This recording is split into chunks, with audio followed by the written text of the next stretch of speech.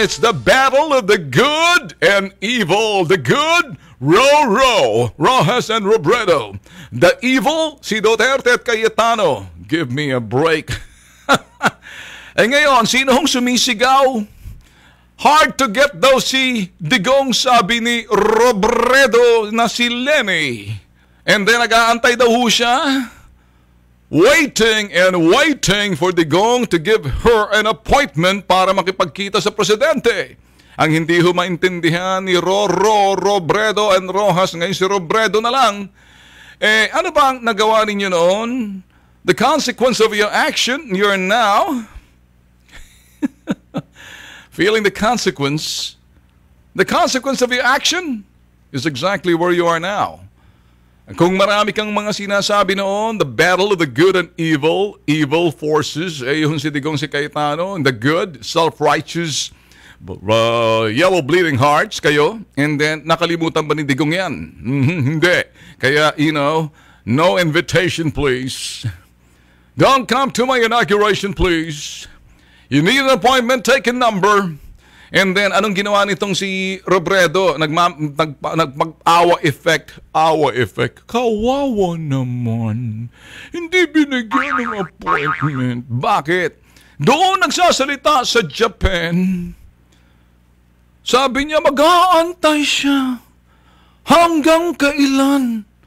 Makakita lang ng appointment kay Digong. Sabi naman ni Digong, nek-nek niyo. Kaibigan ko ng husto ang pamilya Marcos. Ano yan? Masasaktan si Bongbong dahil hindi lang masabi ni Digong. Hindi naman ako naniniwala na ikaw nga. Ang akala ko, siya na yun. Sino yun? Si Bongbong.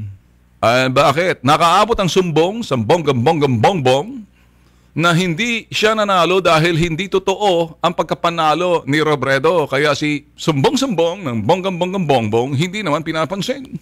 Sino? Na mga sabihin na ho natin Kengkoy Kumag at Kolokoy sa Comelec na malinis daw ang halalan. Get it? Ang problema mga boss, nagsalita si Robredo, si Lenny, sa mga Pilipino sa Japan. Mag-aantay daw siya kung kailan hard to get. Come on. Just do your job and just be quiet. Ang dami mo mga sinasabi, mga lugaw na mga laylayan ng pantalon, sinturon, kung ano ba yung laylay na yan, nasa laylayan ka nga ng sinturon, ng pantalon, ni Digong. Seriously.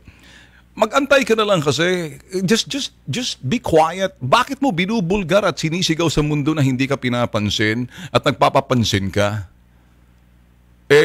Yung bang tinawag ninyo ng araw, the good and the evil forces, sila Digong at Cayetano, pinansin ba kayo? Hindi. Ngayon, ba't ka nagpapansin? Matapos mong bansagan, kayong dalawa ni Rojas? Tapos ano ngayon? Si Mariosep naman kayo. Bakit? Ayos nga po.